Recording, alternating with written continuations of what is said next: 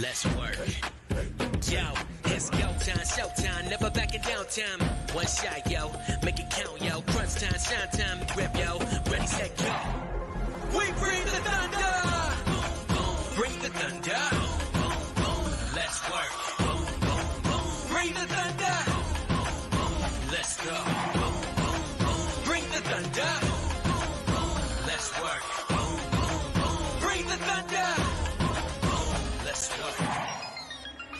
Yeah, it's my time, your time. Step into the spotlight. Get lit, yo. Let yourself go. Our time, high time. Gotta go big time. This is it, yo. Never take no fight time. Grind time. Take it to the street time. Turn the roof off. Get loco. Game time, win time. We gon' bring it home time. No regrets now. Let it all go. We bring the thunder. Bring the thunder. Let's work. Bring the thunder. Well, good evening and welcome to Mountain Bears. How are you, Techy Joe? Looking forward to a quiet weekend. Ha! Thanks, you just ruined that. Now we'll have a stampeding parade come through. Okay, then I'm looking forward to my jail cell after I commit a few felonies. Okay. Just remember, Like, it's just been that kind of few days. well, But it's like, we're getting ready for Mercury in retrograde. Like, that is already evident. well, yeah, and I get that, and I'm cool with that. And my thing is just like, this has been a week that I think I've had one day that was not like speeding bus went that way after hitting me. That's okay.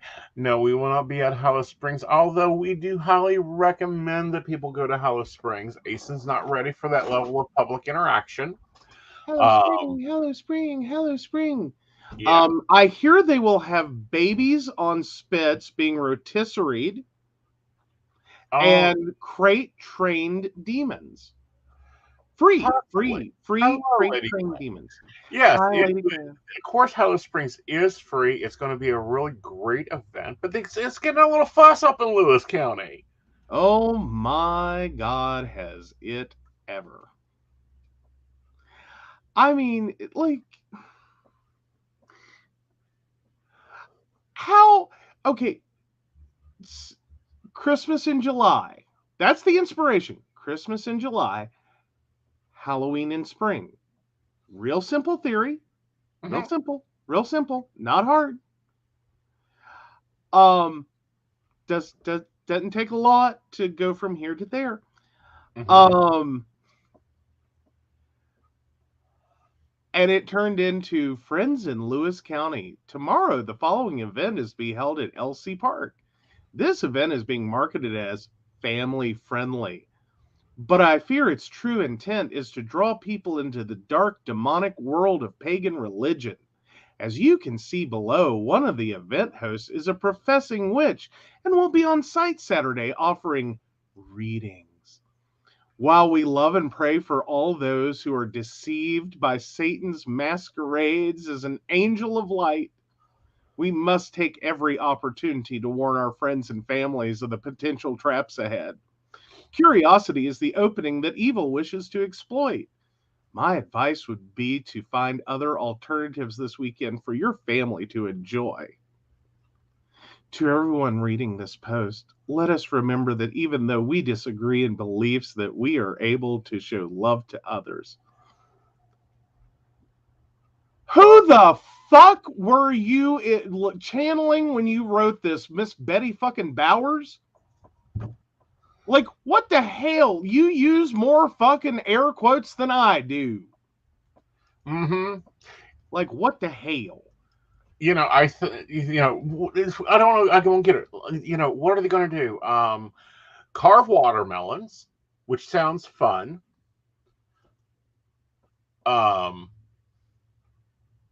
There's costumes. Oh my God, that's hellish. Well, yeah. There's storytelling. Ooh. Well, they should be used to that every Sunday. They should be. I mean, but you know, they can't even get it right. What's interesting, and you know, somewhere in my theological brain, I remember that there used to be celebrations of death in March or April before some bounce houses. Oh yes, there's a bounce house, but yeah, one witch doing a reading. I like they're tarot readings. Exactly. Okay, this is not like you break out the Ouija board, you can start talking about demons. Okay, like Please, they charge extra for that. Anyway, food, entertainment. They've got a DJ. Like woo! Lewis County, you got a chance to hear real music and go dance and have fun. Well, they have a petting zoo, but it's not a demon petting zoo. Okay, like don't pet the demons. Are we aware if there's going to be a goat at the zoo in the petting zoo? Okay, now see that's just wrong. No, it isn't. I'm trying to figure out if they're making gyro up there. Oh, that's even worse. Like, pet him before noon because he's going to be a hero after lunch. Welcome to a very, very 1920 traditional pagan festival. Woo. No, I mean, it's going to be fun, but like, not it's the kind of hilarious. You guys are going to have so much fun out there. I hope you have baby goats in costume if weather permits. How lovely. But do they become lunch? That rescue that was there at Pagan Pride last year? Aww. Is bringing those baby goats down that I didn't get to go pet because I was too busy teaching tarot classes? Aww. Aww. But no, because I'm not vegan, but like I can't pet the baby goat and then eat the baby goat. Like, no. You can't cook baby goat. It's too gummy. You got to wait till it's old and a little bit soft. So what you're telling me is you're perfect for heroes at this point. Yes, honey. You can put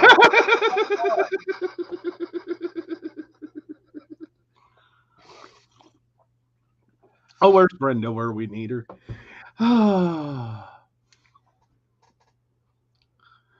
we'll have a petting zoo at Pagan Pride. How wonderful. Ooh.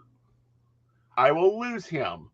Everyone remind me to take a leash for Joe because I remember he needs to film an event so I can send it into the Guinness Book of World Records to see if it is the fastest tarot class in the world. Oh, well, there you go. What? My wall's getting empty back here. I need more things on it. Well, how about auctioneer and like those? They get paid well. I mean, you may slip in the tower every once in a while, but like 75, 55, 65, 45, 90, and then the tower. 75, 65, 95, 100. Give me 2, give me 3, give me 4, give me 5, give me 6. All right. Hey, lady, you look like you want this. Let's ride. I can auctioneer. I grew up in the flea market era. Hey, it works for me. Like, I'm not traveling. Like you're on your own. Go around and grab the dude's number so that he can pay at the gate. No.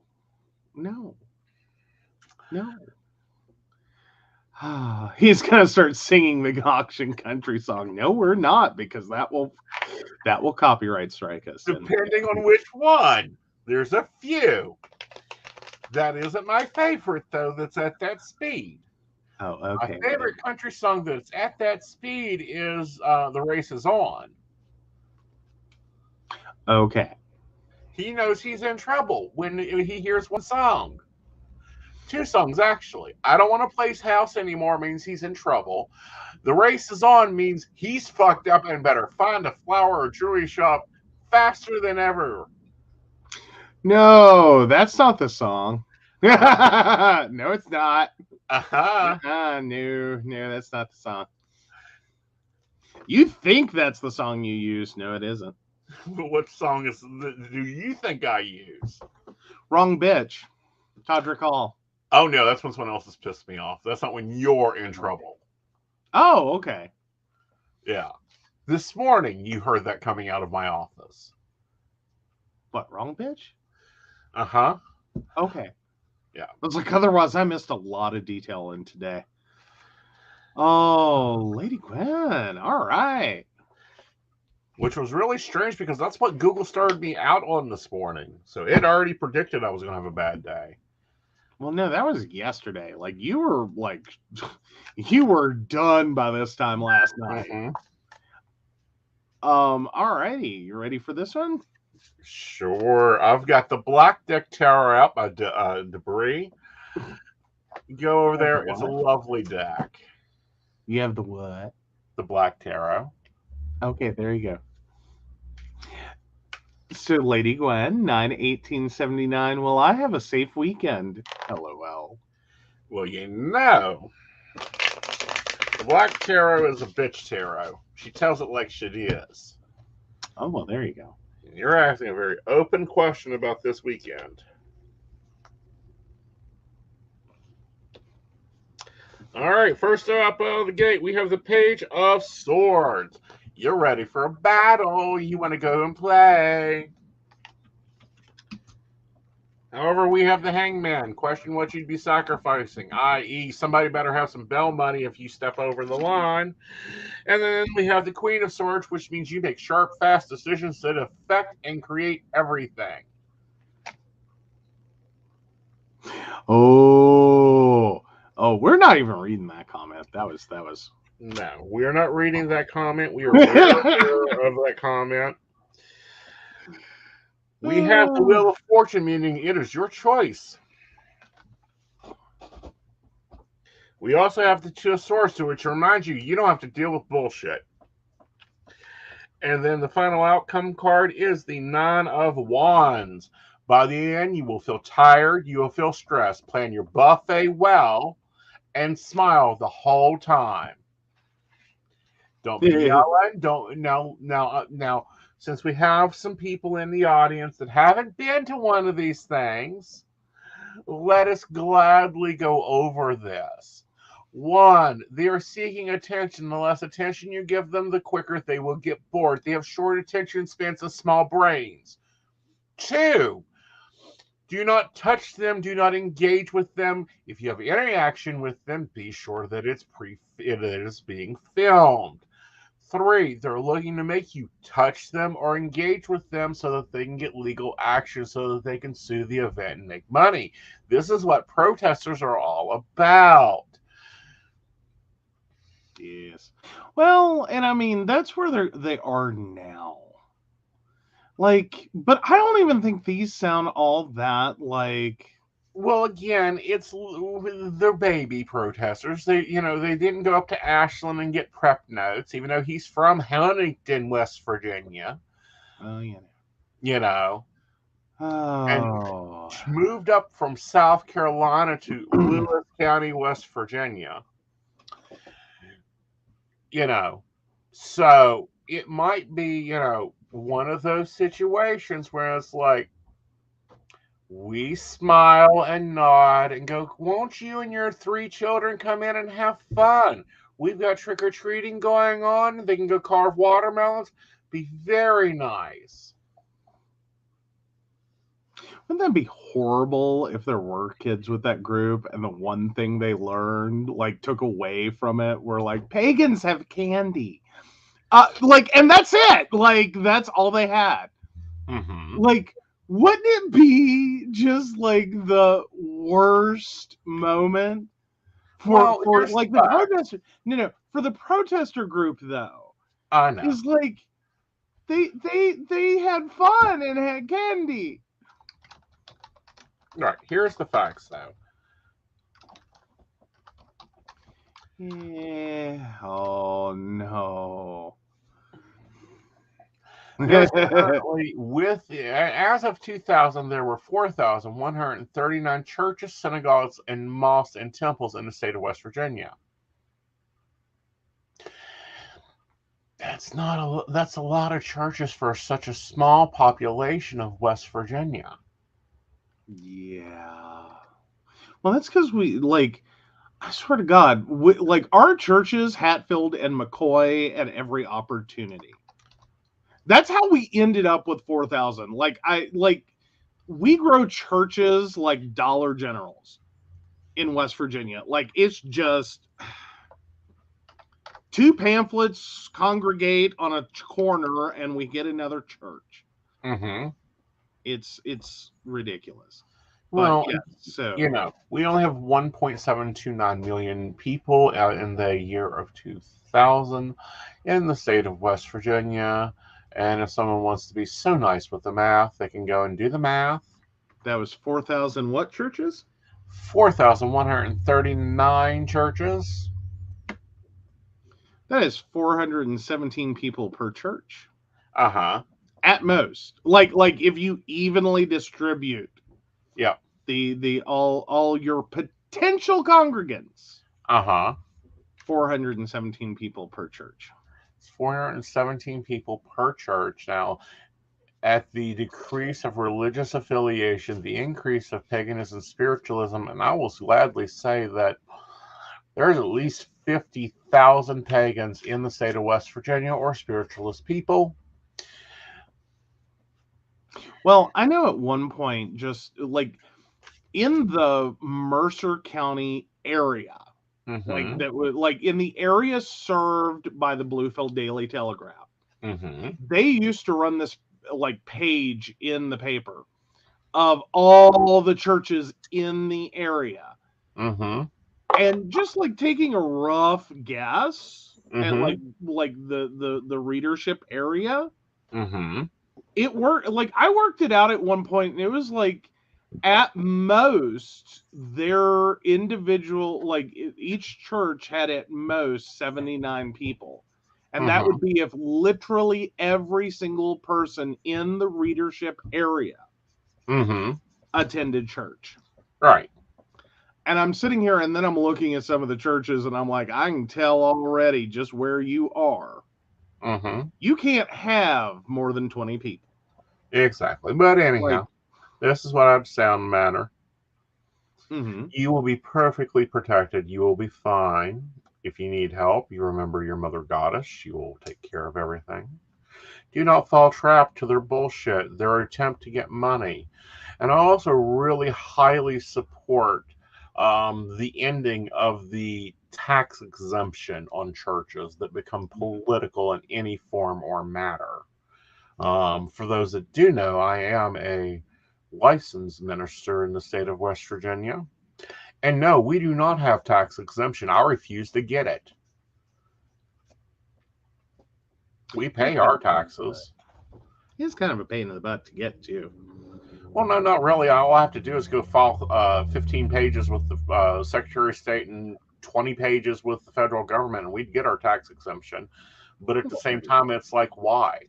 Why do I want to take money from a government and not provide, we get trash service, we have police, we have city sewer, all this other stuff.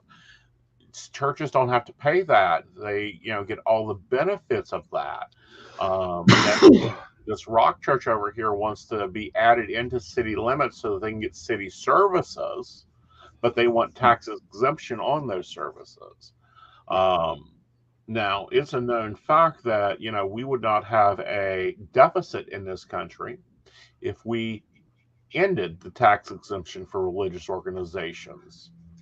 The Catholic Church itself would have to pay that in property taxes.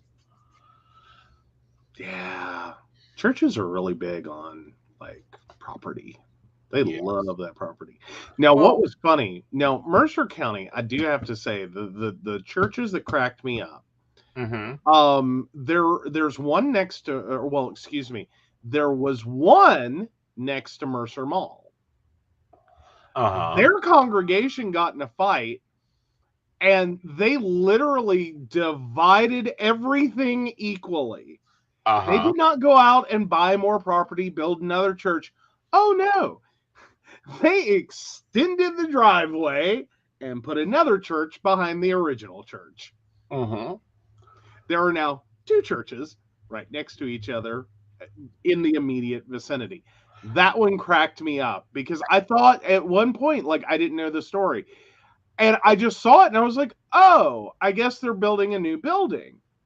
But I'm like, how is it you're building a new building that's smaller than the old building that you had? Like, what is going through your brain? Because for a brief moment, I thought it was like every other church in town that has to have its own recreation center, because that's a thing in Princeton. Like, it's literally church, rec building, church, rec building, church, rec building. Like, y'all can't, like, y'all are in a 5-block radius of each other. You couldn't come together and just like build one rec center and not blight all of downtown Princeton with corrugated metal buildings in the shade of tan.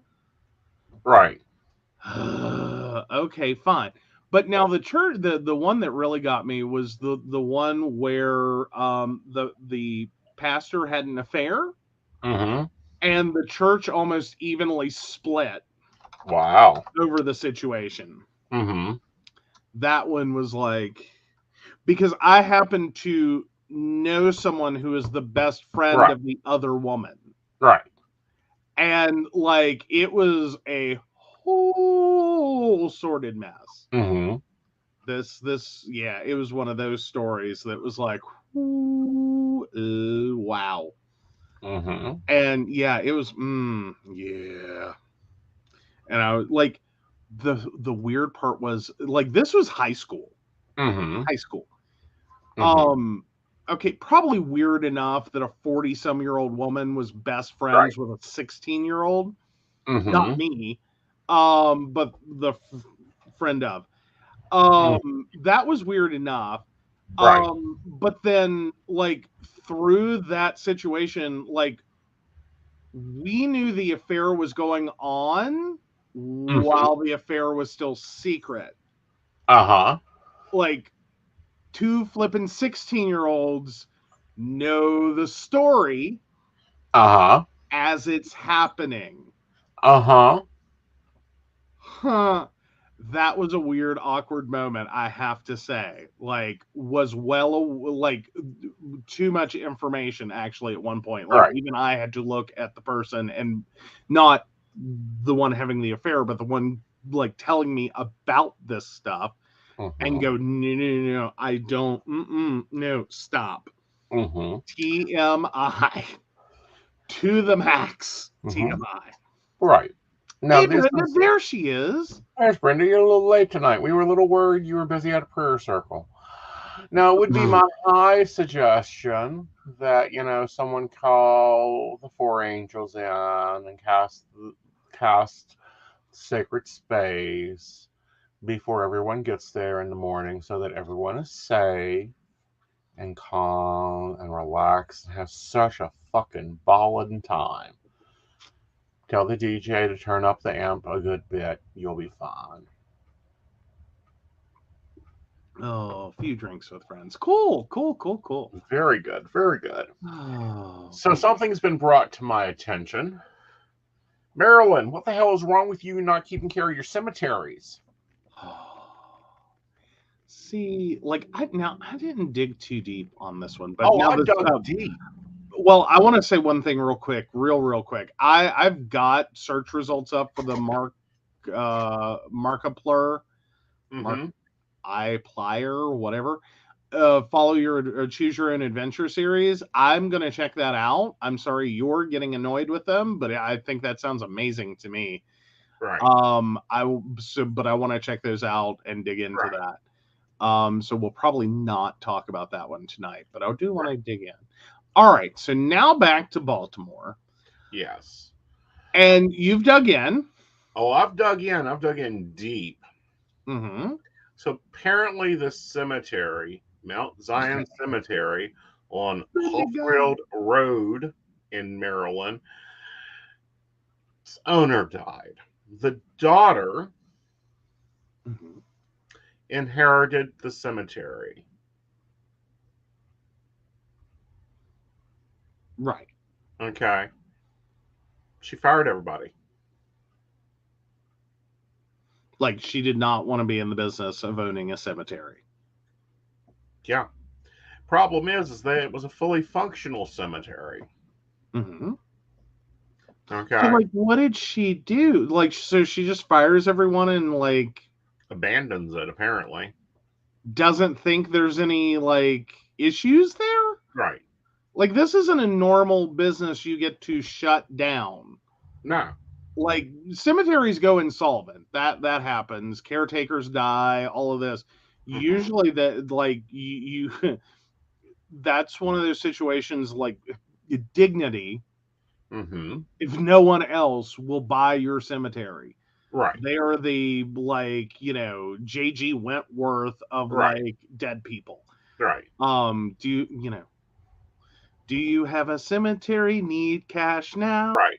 Call Dignity. Right. Like, that's how they work out. Like, it really is. Right. But there are gravestones that had been ordered sitting there by a tree. The grass is unkept. There are tombstones that have been moved. There are tombstones that do not even belong where they are. There is wildlife living in the cemetery. I mean, like, and this is the sad part. Like, you normally see this with really old cemeteries. Right. Or small family cemeteries. Like when everyone moves on and the last person dies, and then it becomes this weird piece of property that no one understands what to do with. Right. Like, there's been a few of those. I know there was one in Princeton that ended up, or well, Glenwood, technically, Green Valley, ended up in a somewhat similar precarious state, but it was a really old cemetery. Right.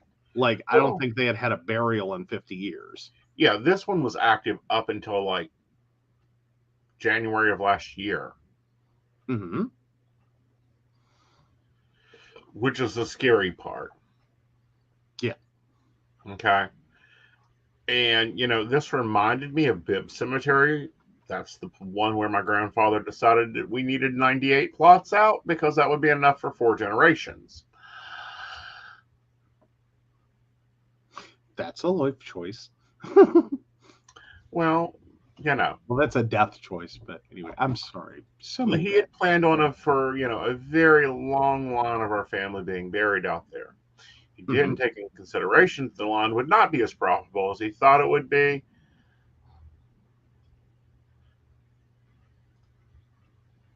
And I'm trying to find the news story because he actually covered the news story and discovered a follow-up story. So we'll go to that in a moment. Okay. But this is so disheartening. Yeah, the state of the cemetery, which actually you may want to show some. I'm going to actually show the video if I can bring it up for the thing. Yeah. A newspaper actually went out, not a newspaper, a news station, Fox 45. We want to give you credit for going out, and I've got to get through their ads, unfortunately. This is becoming a trend now, and it's getting really bad for us. Is to get through the news ads. Yes. It is a struggle. It really is. It's a struggle. Right.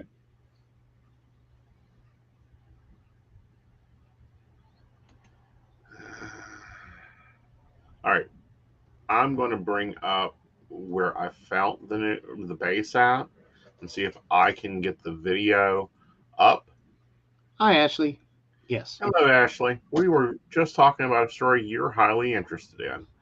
All right. I'm going to see if I can do this tastefully. If I can't, oh well. I don't think she'll mind us sharing it. Okay. No, Ashley, you haven't missed it. We're just really getting into it. Right. There you go.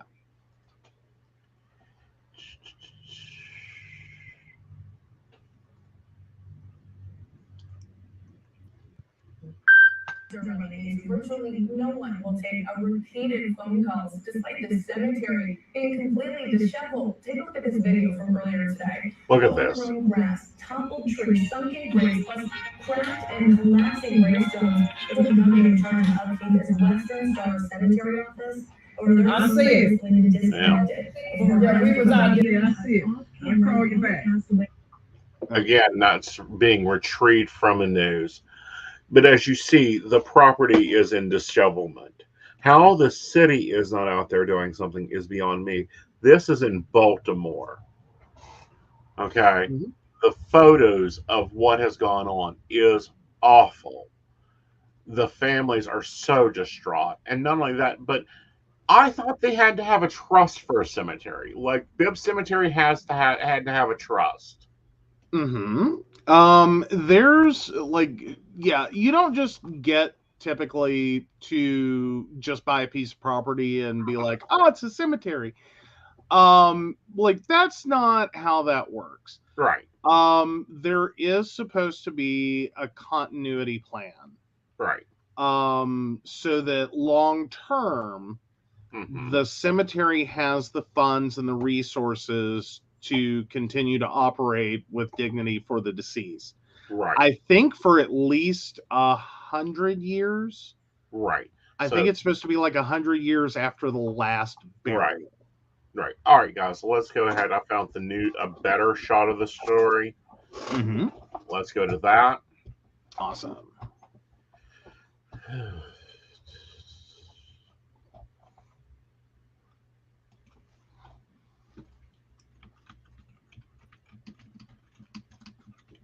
The condition of the Mount Zion Cemetery is causing a heartache no one anticipated, and there's no relief in sight. Captain Yes, we have to go through the ads. Sorry, people. Yeah. Procedure. Good morning, aviators. This is your captain speaking. What the hell? I have no interest in seeing this. It sucked to begin with. Oh, not again. Yes, Top Gun. All orders, Maverick. Oh. Top Gun Maverick. Rated PG-13. I will see nothing with him in it. This is like a nightmare. Now we just found out they being abandoned. I'm appalled. I mean, I'm very upset. I'm hurt about this. You spend money to put your loved ones at rest, but then you find out there's no one taking care of this place.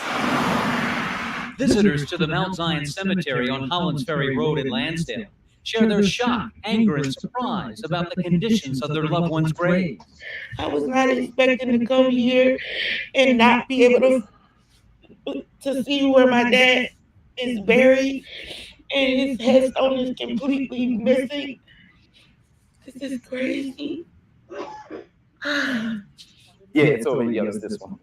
It just sucks, especially when you come here and you're in your most vulnerable space to see your loved one, and then it's like to know that they're not being taken care of. The cemetery is overgrown with weeds, grass, and wildflowers. There are broken headstones and collapsing burial locations. We also spotted a collection of uninstalled headstones. Some sites are now watery graves. This is just ridiculous. There's nobody here to take care of this place. The cemetery's owner, Warren Harmis, passed away in January. Family members tell the I-Team he did not have a will, and no one in the family wants to take over the business. The cemetery phone is disconnected. State officials don't have jurisdiction because a church has controlling interest in the property. We reached out, but the church did not respond. Now Baltimore County Code Enforcement is involved in the case. For now, some families are taking matters into their own hands. Yeah, for my people, I have to. I don't even have a choice. Former cemetery groundskeeper David Rogers spotted Lakeisha Harper crying uncontrollably about her father's missing headstone. Rogers pledged to make things right. The former groundskeeper says he's in the process of hiring a private contractor to cut the grass before Mother's Day, and he vows to continue to maintain the cemetery as long as he can, on his own, free of charge, until the estate is settled. Reporting from Mount Zion Cemetery, Lansdowne, David Collins, WBAL TV 11 News. All right, so that was from WBAL. WVAL. Please don't copyright us. We're just sharing the story. The Maryland Half Marathon. Yeah. Oh, there we go. Yeah. Well, trying to get the videos to stop playing. That's always yes. Like, which tab is it? Especially when we're running news. There we go. Oh yeah, it's always fun.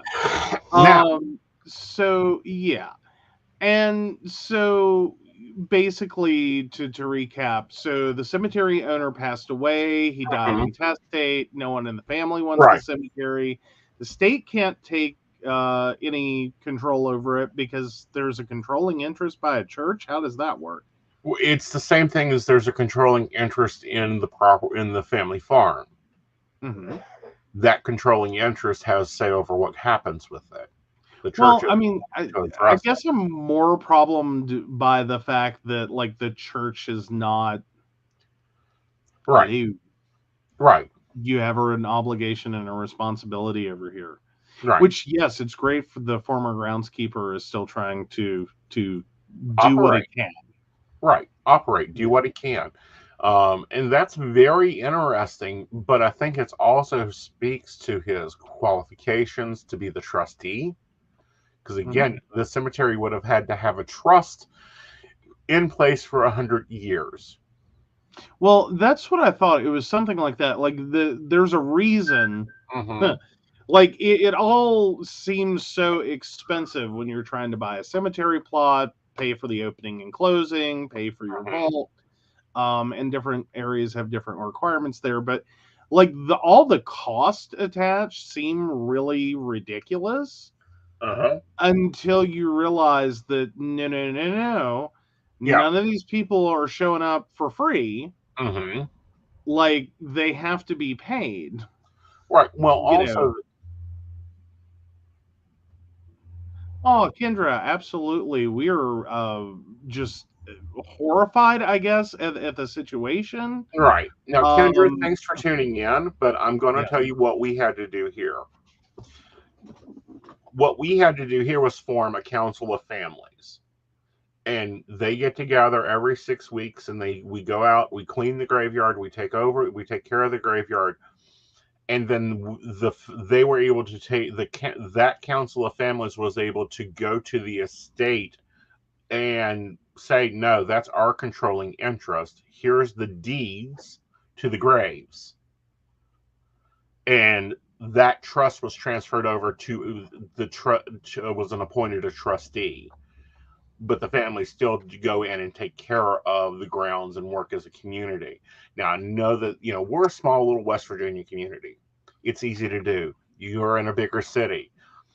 But that's the best. That's what I've seen work here. I'm really sorry for the situation. I've been following the story since it was brought to my attention. Yeah, and it's heartbreaking. Like I know the fits that have been thrown in my family over issues with our cemetery spaces. Because it's a funny thing can happen. Many of them on the way to burial. In a cemetery at any time, doesn't matter what company is in charge. Accidents happen, things go wrong, like it like, not to be insensitive, but it's a lot of dead people and not a lot of space, right? And like crap happens. For us, we were dealing with the very last time or through the last few issues has been with dignity. And like I mentioned earlier, and it's again kind of insensitive, but dignity is like the J.G. Wentworth for, do you have a cemetery and you don't want it? We'll buy it. They're known for that. And that cemetery looks big, more than big enough for one of their small properties. Yeah. Like they'll come in, I mean, not always the best. Like, I'll tell you right now, dignity is not always the best, but they're not that disrespectful. Right. Like, and they do try. They really do. But best thing is start building a list of emails or a Facebook group of families that are within that cemetery and just start organizing. The more you can get people working together, the more you can get them talking, the more you guys can share resources and get this fixed, because this is a dishonor. Yeah, and no, that's not my statement. Is not that like that's an excuse for this situation. I Mm-hmm. just mean in general that there are mistakes and Yep. accidents and things. Like we've had issues with when they buried my father, it actually ended up messing up the headstone for my mother. And we had to get them to come reset the headstone. Yeah, but at least you knew where the headstone was. Oh yeah. You know, it's Like like, but you know, right. this one is huge. I mean, this is a full cemetery being abandoned. It is Mhm. very traumatizing. But yeah, organizing as best you can, get the families together, and then you'll be able to have you guys can start building on information, enforcing this family because they've accepted money to maintain these graves. That estate has done it. They must perpetuate it and continue it. Or sell that asset, and I'd be sitting in that pew at that controlling interest of church on Sunday morning, going, where's the Christian way here? Oh yeah. But no, but no, we do want to draw attention to this one because this is again we've dealt with a few small cemetery issues, and you know it can be really upsetting. Even the small issues, like I'm Mm-hmm. still ticked, and this is way small potatoes. I am still ticked Mm-hmm. that on my grandmother's headstone, which went down in 1990 when my grandfather died, um, and that's its own story. Mm-hmm. But she went ahead and had her grave marker put down, Mm-hmm. and oh yeah, it's a hard subject. Yeah. But when they finally went, you know, because she passed a few years ago, you know, 20 odd some years later, and it just annoyed the daylights out of me. They could not match the font for the date. Small potatoes, but it's one of those things. It's like, how is this hard? Yeah. Like, you know what I mean? Like, like this wasn't like I didn't need it to I be don't perfect. It understand how was this man could die without a will. How this corporation could exist without a continual plan of existence. Like, there's just a lot of honestly. issues that are problematic here. Well, anyone can die without a will, and wills can easily go missing after someone passes. Now, you would hope that as a business owner that he would have a corporate, you Right. know, an attorney that he's dealing with that would Right. have that information. Right. But again, like here kind of explaining my Right. life problem right now. I used to have a florist and an attorney and you know a doctor and all these things. Like if you back up to like 2000, I had all these resources in my hometown. Like, you know, I had a mechanic, I had this, I had that. I knew where I went for everything. And the mechanic had a heart attack while driving. The lawyer just died of COVID. My florist went out of business. My doctor died. Like it's just one of those things. It happens. Mm-hmm. And then all of a sudden you're kind of sitting there like, I don't have these resources. Like someone tries to ask me what they should do, or I need to go do something. I'm like, I could call. No, I can't. And it does happen when you start dealing with elderly or elders, Right. at least that are running businesses. Right. This guy may have had an attorney for 40 some years. Mm-hmm. Like not knowing his exact age off the top of my head, he may have had an attorney for 40 some years that had all the stuff. The attorney dies. He didn't get another one. He had a will. He doesn't know, like no one knows where it's at. No one's bothered to look. No one wants to look. You know what I mean? Like one of those situations. Mm-hmm. Because that does happen. Right. But no, technically, I mean, these are all things that you need, but you also, more importantly than that, need people who can step in and take action. Right.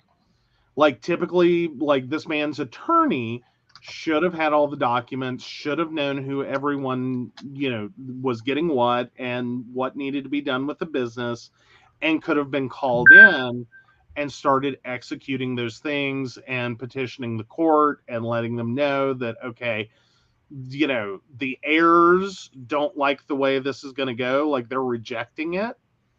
We need to appoint someone.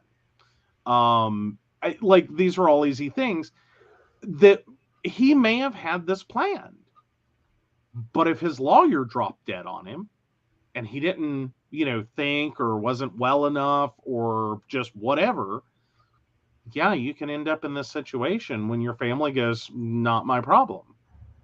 Because fundamentally, that's what the family's done, is gone, it's not my problem. I don't want it.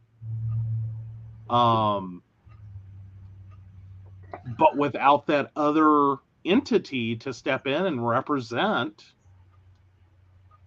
everyone's just kind of hanging around going, what do we do?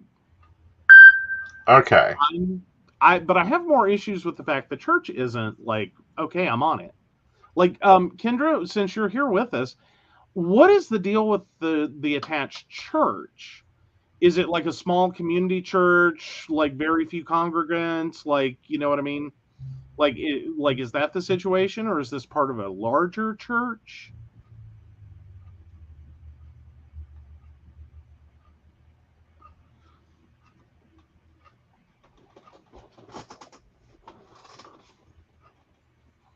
There is actually an Office of Cemetery Oversight in the state of Maryland. Mm-hmm. I will try to get that number. Just give me a moment. Yeah, that's, I mean, okay. Okay, so they're saying that there is no church attached to it. There was a management company that took over, but didn't want it, so they just up and disappeared. So, yeah, even the news station's struggling to get answers. So, okay. I am posting this out. This is the governing body for the state of Maryland, cemetery office. Give them a call Monday morning. Okay. Okay, they fired all the workers and there's no one to answer. Right, for the cemetery. Right. Don't be surprised though when you call this oversight board. You may run into a situation we ran into here in West Virginia with funeral homes. Because this was the news story of all news stories. We had a cemetery, or a funeral home that was selling pre-need arrangements and then immediately cashing them out. And then when people passed, the money was already spent. And this went on for apparently a few decades. So, of course, everyone's first thought in West Virginia was, we'll take it to the funeral director's board. Okay, only to find out that this poor, unfortunate little funeral director's board was basically like a country club for funeral directors. Like, they had never had to enforce anything. They had never had to fix anything. They had never had to do anything. And it became a very awkward situation for them when they suddenly had this funeral home behaving badly, for them to even know what to do. Right. Because it had never happened. They were just kind of running around like a little men's association or something. And when they got actually presented with a problem that they had the authority to take care of, they didn't know how to handle it. Right. They were just like, oh my God, I don't understand. Right. Oh, like, you are so welcome. We are so, so sorry. And especially for your grandmother, because I know, like you were saying, for the little old peoples, that's traumatic. Like the, like, you're probably not a regular viewer, but we have kind of made the joke in the past, from taking care of my grandmother, is that at a certain point in your life, you're the only one left.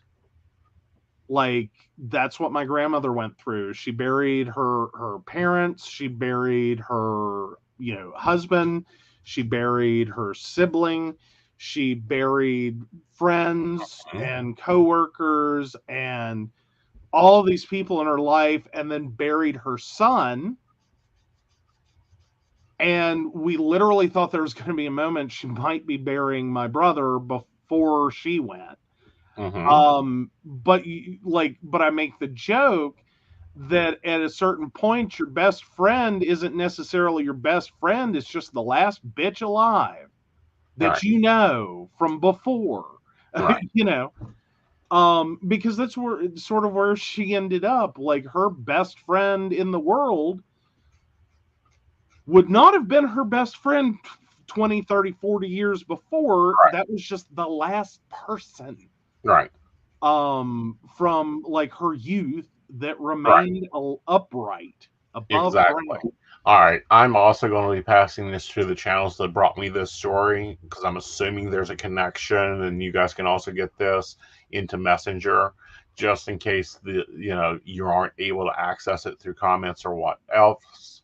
I do want to thank our barista for bringing this news story to us.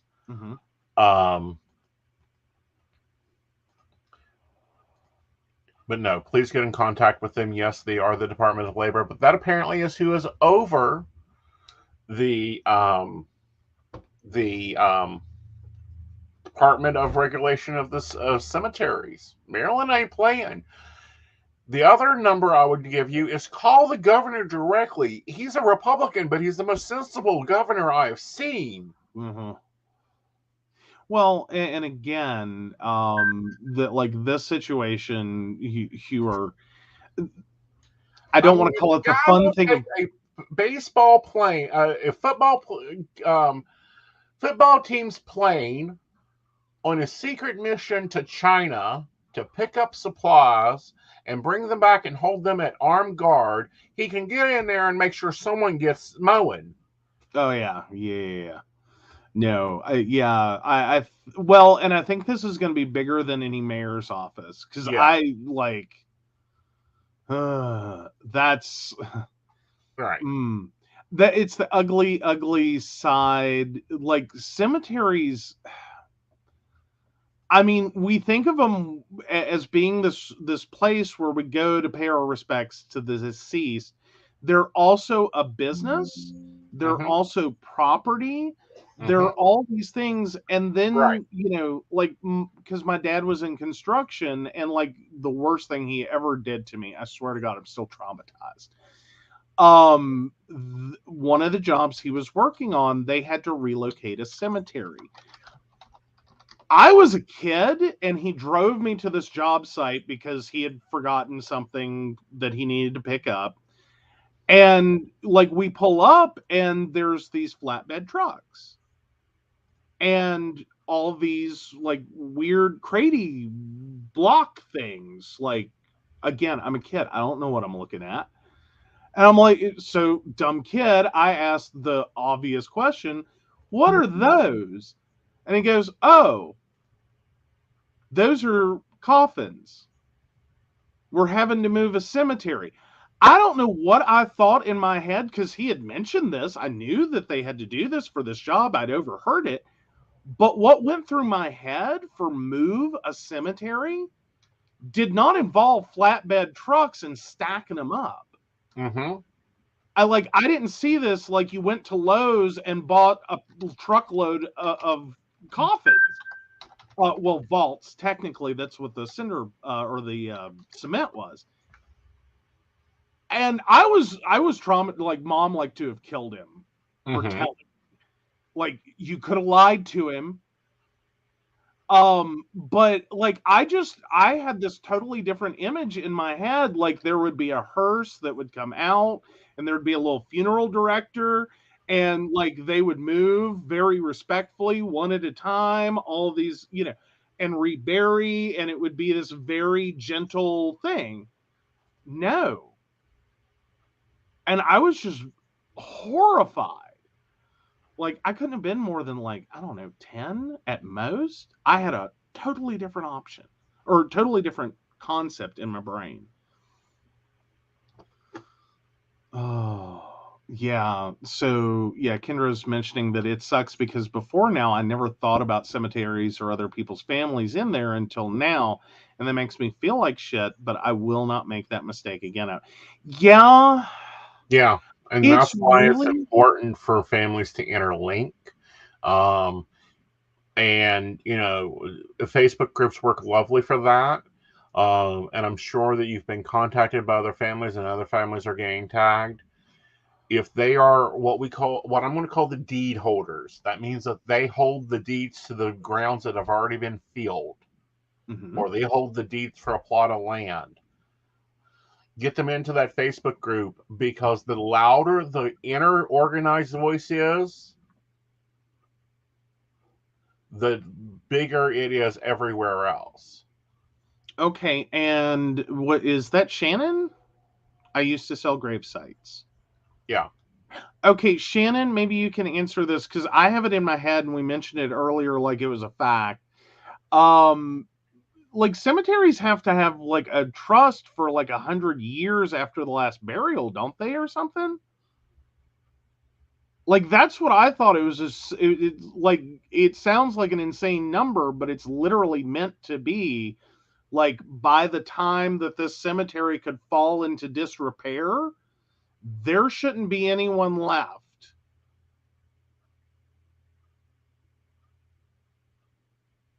Right. The other thing, and this is something that came up in my research. Oh, they have to have a trust. They have to have a trust. Yeah, Okay. so they're just needing a trust appointee. Mm-hmm. Okay. So somewhere there should be a bank and a bank account. Right. The trick is, how do you find it? Right. Though technically the worst thing that can happen is if a company came in, like if this guy got sick and then sold it. He hasn't sold it. Okay. I was just saying that would be the worst case scenario, is if like a management company came in and bought it off him, but then they abandoned it. Right. Oh, that's even uglier. Yeah. But no, get in touch with that office, because that's who regulates and permits it to be there. Also, as far as locating the grave, findagrave.com will give you GPS coordinates to that grave. We had to use that to find my great-grandfather's grave because he's buried in the middle of the woods. Okay. Well, and there should be a book or at least a computer software somewhere, but they can't get to it. I know.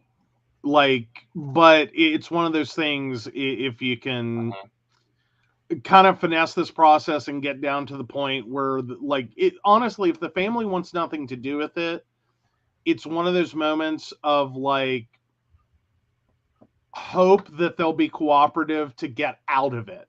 Right. And be like, here's everything. Like, here's every piece of paper scrap that has anything to do with the cemetery. Here's his computer. Good luck. Because honestly, the investigators will be able to step in there and take all that. Like, they'll be able to get a hold of all that. So that's our first stop Monday morning. But findagrave.com will give you GPS coordinates, because when they bury a body, they have to register it with the state at GPS coordinates. Yes, they do.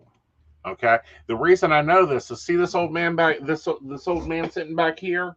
If I take and put him in the middle of where he wants to go at, I then have to file with the state where his GPS coordinates is at. I had forgotten about that. That's been a very long time. Right. Yeah. Yeah, and each state varies. So go ahead and go through that office. They'll tell you what they can do. They'll at least be able to sort this out, and do keep us updated because we want to bring this up and keep moving forward with this. In another story that we covered on Tuesday, the escapee's vehicle has been found, and we're talking about the Alabama inmate and correctional officer, has been found in the middle of Tennessee. Oh, really? So they made it from Alabama to Tennessee. Mm-hmm. Okay. Yep. But that's all they've got so far? Is they just like they found the car? SUV.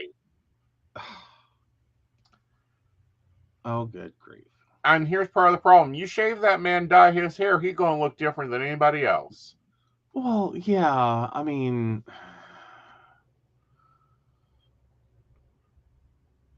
oh gosh, Brendo, Mom's grave is registered where her ashes went isn't. Oh, yeah. True. Yeah. Okay. So Shannon points out, but they should have to register the property with the trust.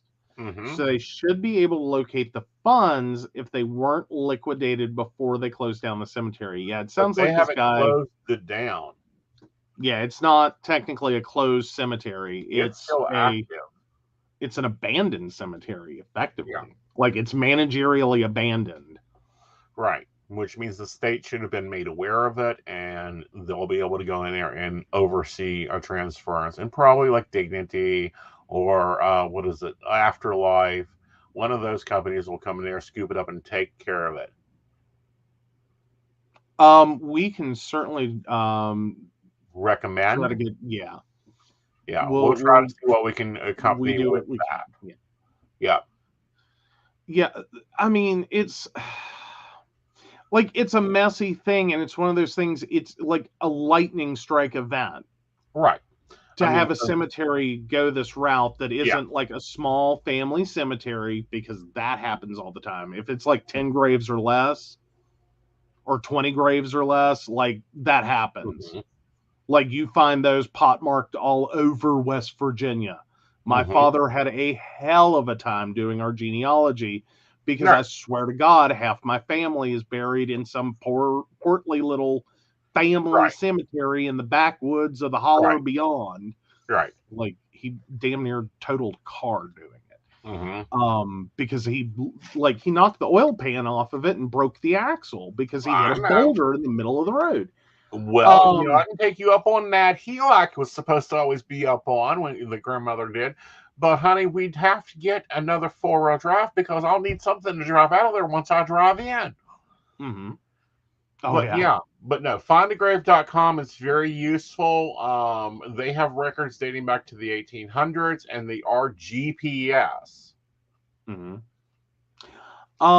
Also, because right now part of what you're also encountering is where the headstones have been moved, but most likely the plot has not. Like the burial hasn't been moved, but the headstone has. Which, side note, and this is more so what I was talking about earlier about the fact that it's a lot of people and not a lot of space, is that it's not uncommon to move headstones actually quite frequently in a cemetery, especially the large above ground stones, because otherwise they would potentially destroy them trying to do the next burial. Right. Because it's not like everyone falls like dominoes, they die at different times. Right.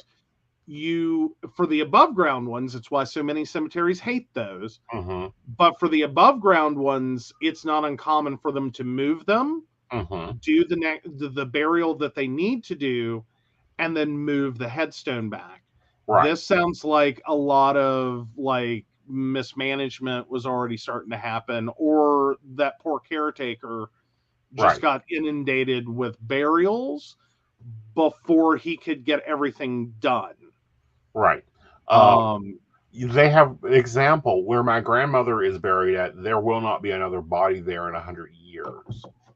Family cemeteries, they very rarely replace the grave to another grave. Rarely. Like it's yeah. Yeah. I mean, again, so like I have a former boss that he bought a property and his Boy Scout ass did not know the universal Boy Scout did not know the universal symbol on a map for a graveyard is a cross. Mm-hmm. Side note for anyone who didn't know that before now. His front yard has a 2-body cemetery in it Mm-hmm. that the developer of the property just didn't even bother moving. Right.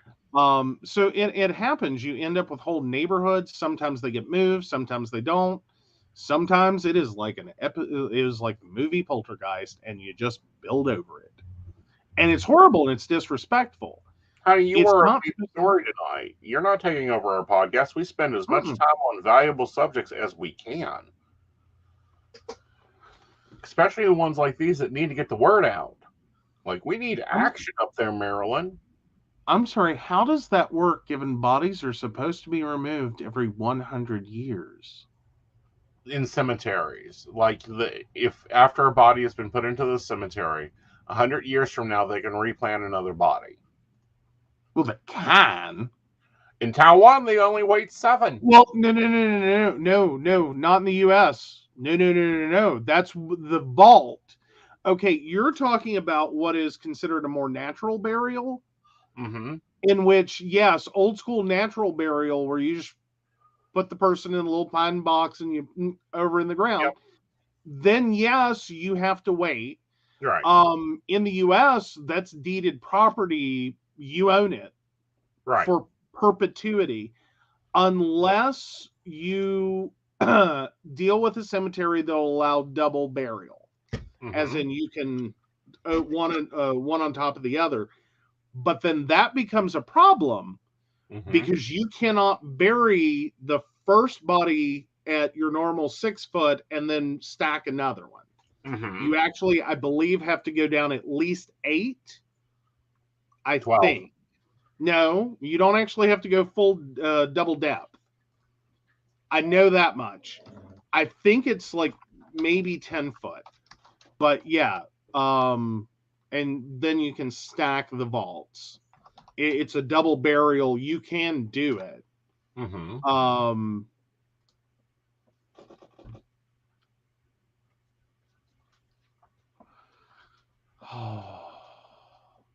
And that is a big problem with new burials, is trying to get that like spatial orientation with what's where.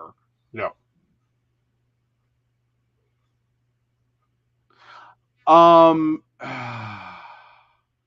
No.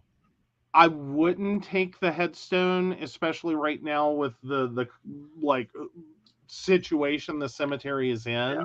I would not touch the headstones. I would not touch any property there, because even though they paid for it, if they take it, then they may not get the service that they paid for to have it placed.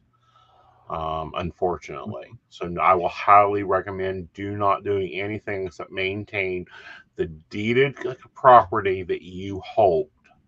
Yeah. And yeah, there's also some caveats, because I was seeing the guy with the weed eater and I'm going, oh, please be careful. Because the other thing you can run into, and this is from the genealogy side of it, is depending upon the total age of that cemetery, you're not really likely to do much damage to your newer, like, granite markers, I believe they are. Yeah, the granite markers. Like the newer markers in granite, you're most likely not going to do much damage to them if you hit them with a weed eater. Be so careful around the older marble, especially. Marble is one of the most brittle stones there is for a grave marker. You can absolutely destroy one of those just trying to get a rubbing over it. Yeah, the marble ones you can destroy. It's absolutely a nightmare. Do not, however, in the process of, because I know a lot of the families want to clean this up and make it look better. Do not spray chemicals. Do not spray chemicals. Please don't spray chemicals on those headstones. Right. The other thing to remember is I know that they want to get in there and they want to mow. Do not set that mower low because you may hit the plastic markers for the families that do not have a full marker there. Yeah, because there's the plastic markers. There's also the metal. Right. And those things, like the plastic ones are actually more resilient than the metal ones. Right. Like the metal ones will just turn into shrapnel.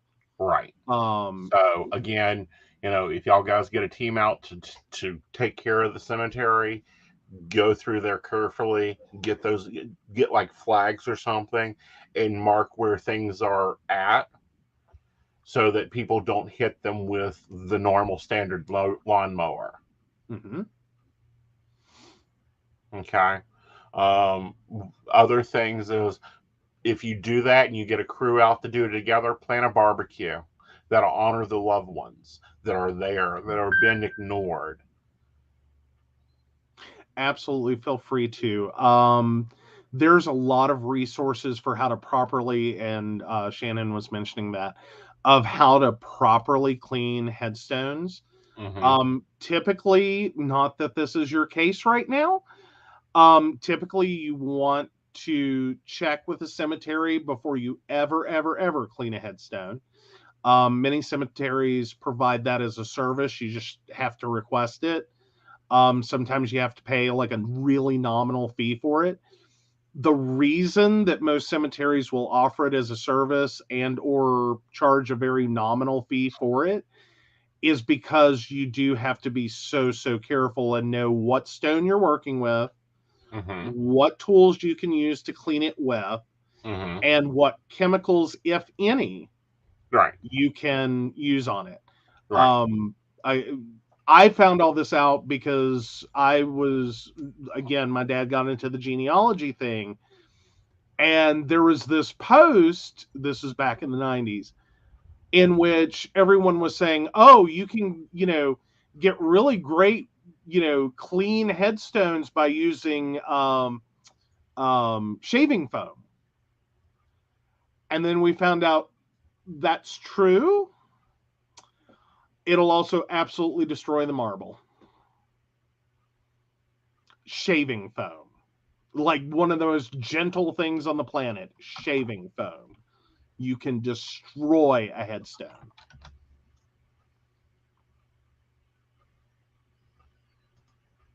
Yeah. So yeah, save this, contact us, mm-hmm. keep us updated. This page is on Facebook, the Mountain Bears. Communicate with us into there. You get some rest. You're very welcome, and big hugs to your grandmother. Yes. Big hugs. We love grandmas here. Yep. So lots of love and hugs. Yep. All right. So let's hop on over to the escapees. Yep. Found in the middle of Tennessee. No plate tag on it. Total award is currently $1,500,000. 150,000 or 15,000? No. 25,000 for both of them. Okay. However, it is believed that she had $90,000 in cash with her. What the hell is she doing for this jail? Yep. Like, I don't expect our like jail wardens to be horribly paid, but hold on a minute. Right. $90,000 just in cash? Right. Like, squeeze me? How much is Alabama paying their wardens? I need a job. That's what I heard. Like, there's an opening. I know where it's at. Like, how did she have $90,000 just like? Right. Apparently she had that in cash. I don't know if she took out a house loan or something like that. Ugh. But they are still on the loose. Everyone be on the watch with them. Go back and watch Tuesday's show. We flashed them up. And apparently, if they're in the middle of Tennessee, i.e., Nashville, who knows where they are now? Well, yeah, because most likely this is kind of diversionary. Mm-hmm. Like you leave Alabama, you go north and abandon the car, Mm-hmm. and at that point, that should put them around I-40. Right. So they can go east or west really quickly. And then from there, it's like a hop, skip, and a jump to I-95, which can take them north and south. Right. Or you can literally go all the way to California on I-40. Yeah. So yeah. Or you can go on up to the mountains, West Virginia, that has been known to hold criminals. Yeah, I've never understood why people think that West Virginia should be the escaped convict, like, mecca. Oh, please, honey. You know, the marshals about built an office in Charleston just so they'd save on plane fare. Fair. Non-intrude and fair. Yes. So the man who stormed the Capitol in caveman costume goes to prison as of yesterday. Now, we all are familiar with the shaman, but not much coverage got covered by the furry caveman. But Judge James Brawson said Anthony Montefini was literally one on the front line of the mob attack on January 6th. What you and the others did on that day imposes an ability stain on our nation, is preserved both at home and abroad, and it cannot be undone. Brasberger sentenced Montefiore for 1 year in supervised release and ordered him to perform 200 hours of community service and pay $2,000 in restitution. He asked the judge for mercy, saying that he was ashamed for his contributions to the chaos that day. Quote, I feel sorry for the officers that had to deal with that chaos, who must report to prison in approximately 1 month. Yes. So yeah. Mostovsky was carrying a walking stick and dressed in a furry costume when he joined the mob that attacked the Capitol. He told a friend that the costume expressed his belief that even a caveman would know that the 2020 presidential election was stolen from former President Donald Trump. And it was not. We have provided evidence and evidence after that. Now, Oath Keepers from North Carolina pled guilty. The North Carolina man pled guilty on Wednesday in conspiracy with other members of the far-right Oath Keepers military group to forcefully halt the peaceful transition of power after President Biden won the victory.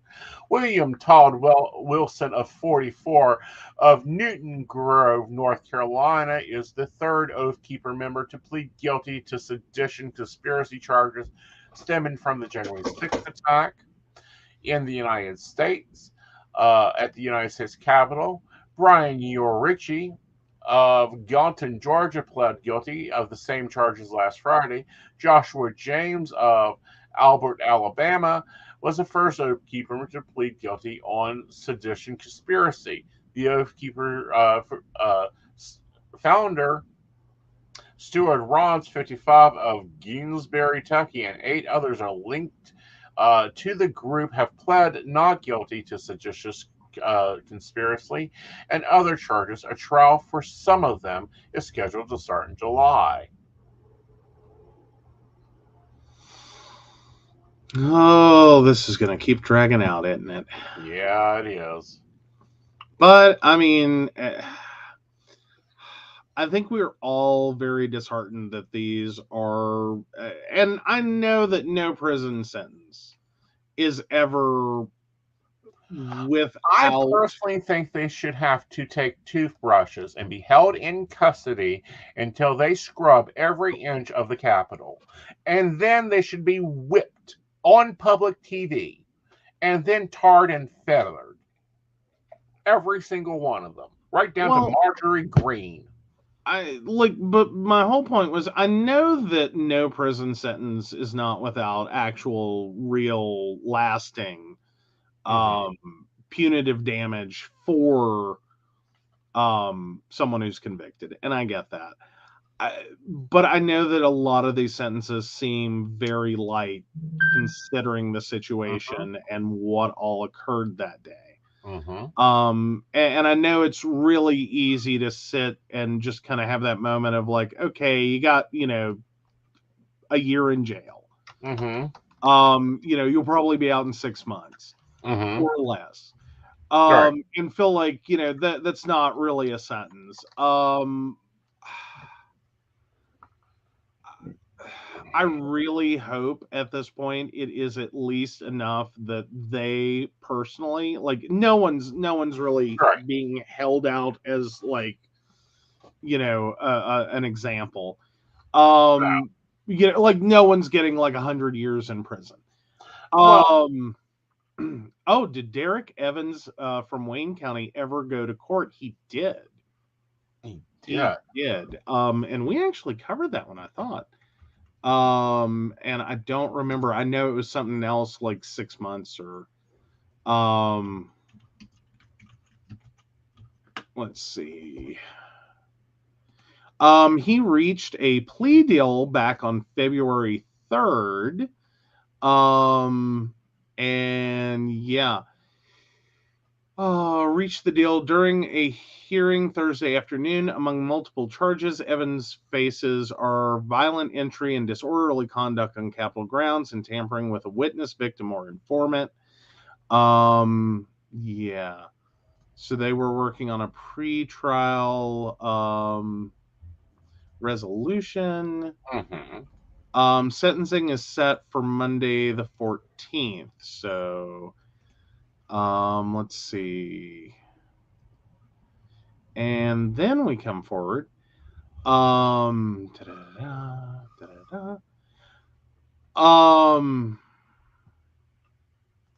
June 22nd. So he has not yet been sentenced, it looks like. He is set to be sentenced on June 22nd. Well, and the state of West Virginia does have precedents in how to handle sedition. We have a large town called Harper's Ferry. It was a former federal armory. And for those that did not pay attention in West Virginia history, John Brown was a seditionist there, and he was handled.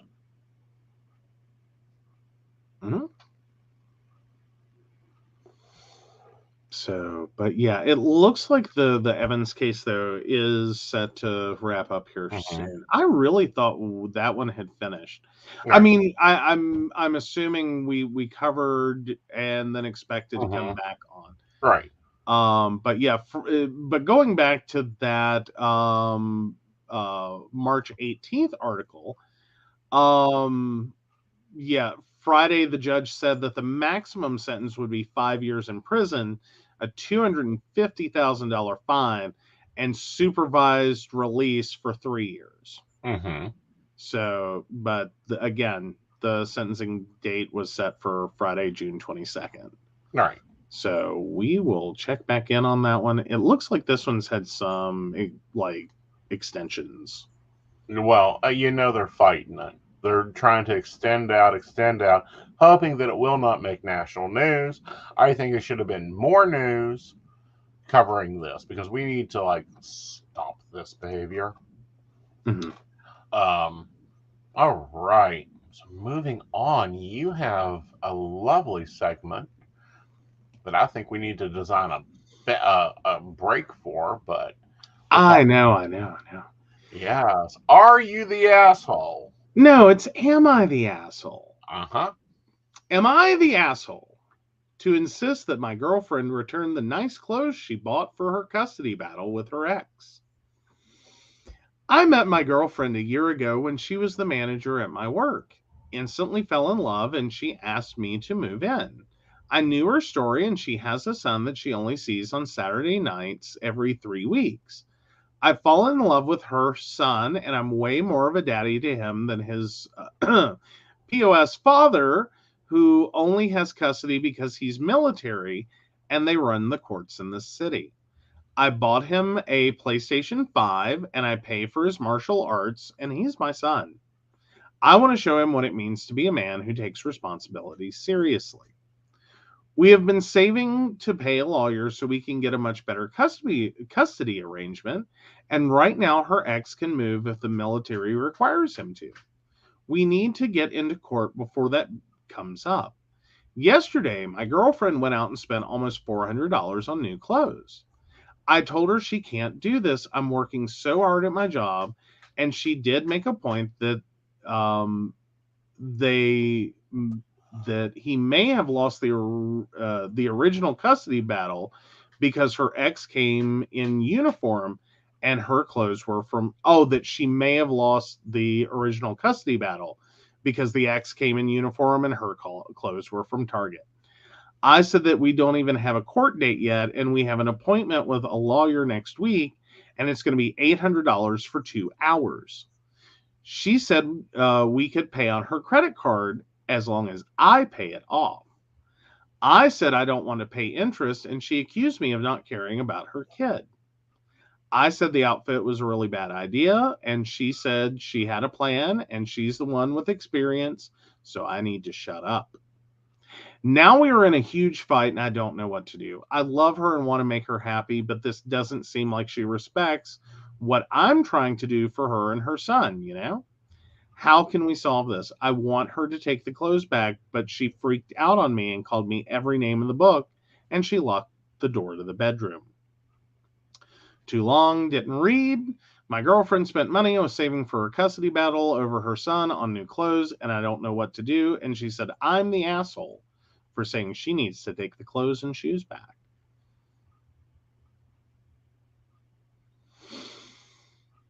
Not the asshole.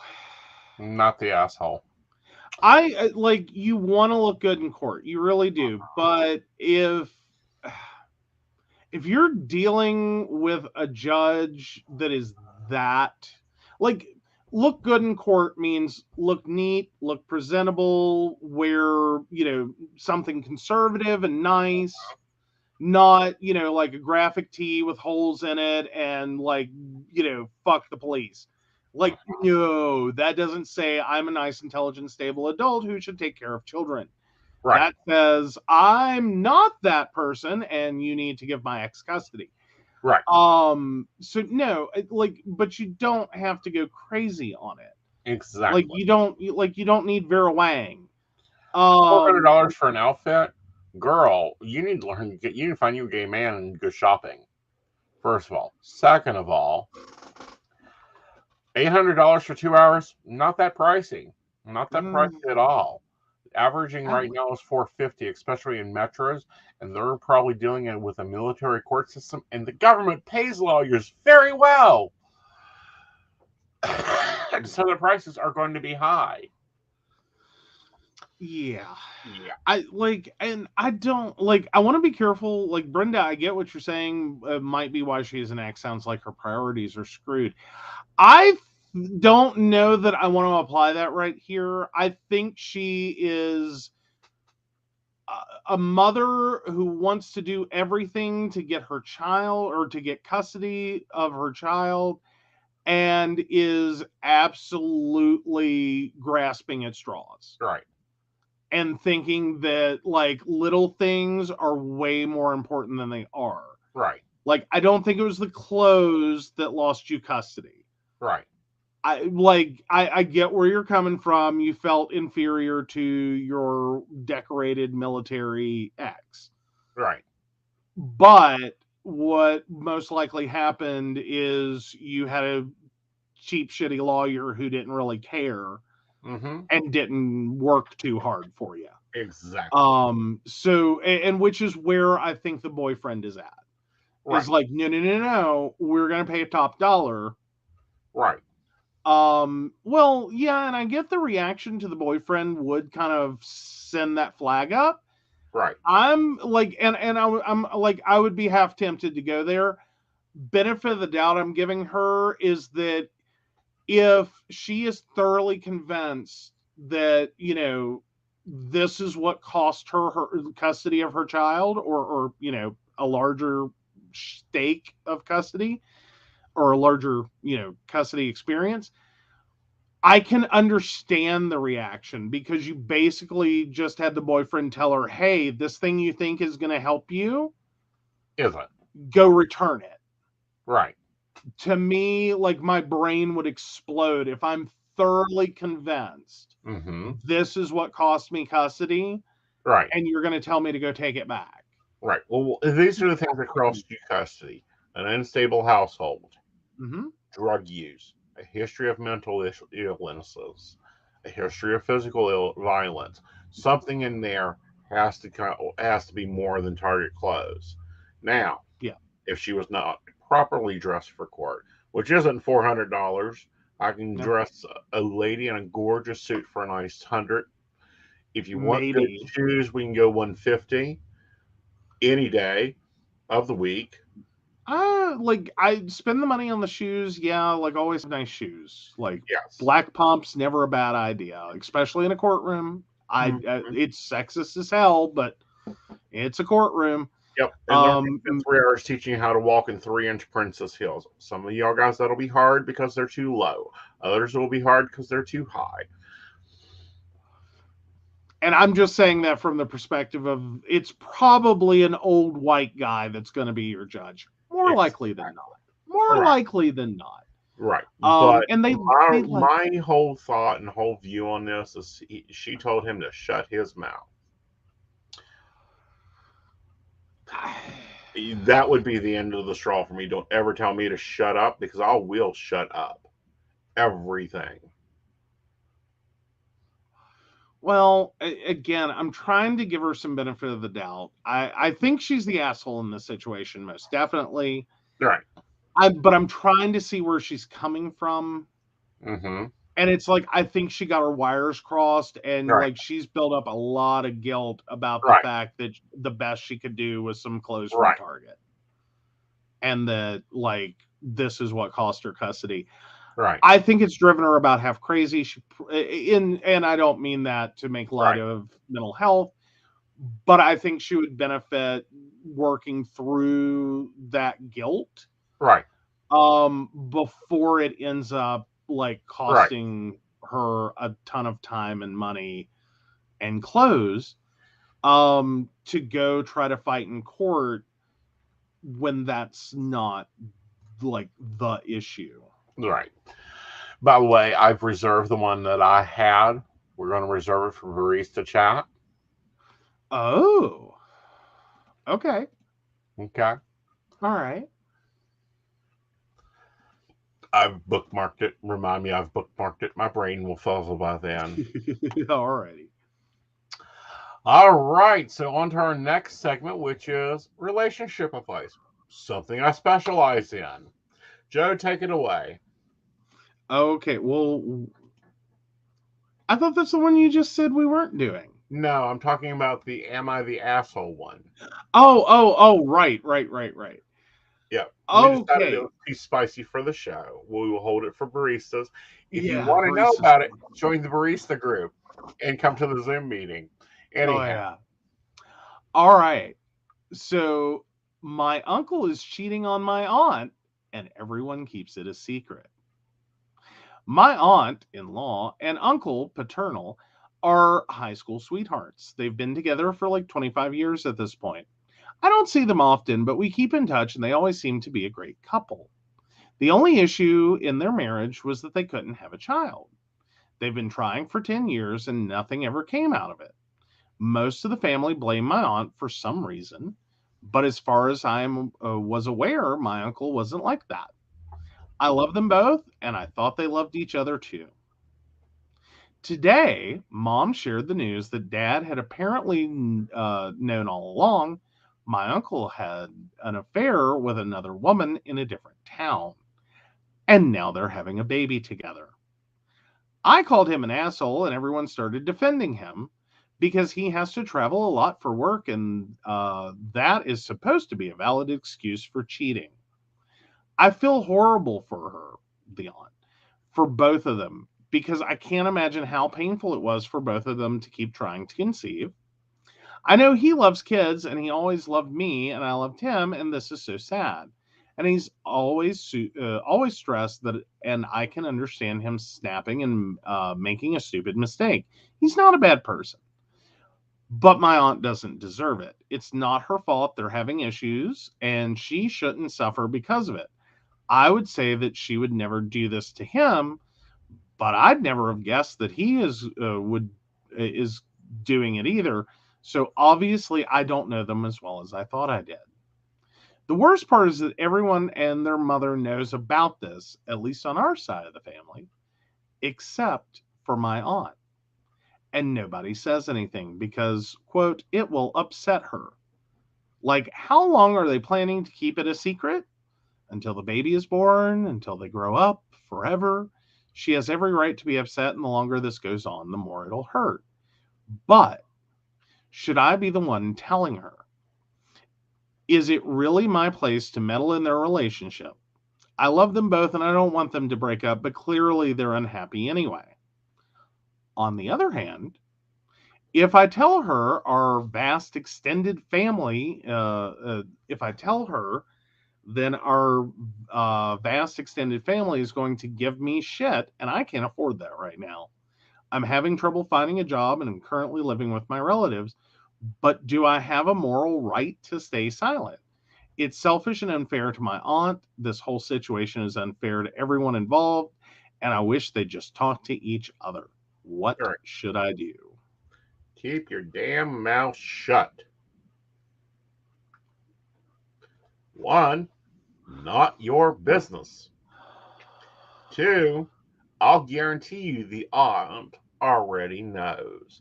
Most likely has given her blessing too. Even if she hasn't, even if she's clueless, even if,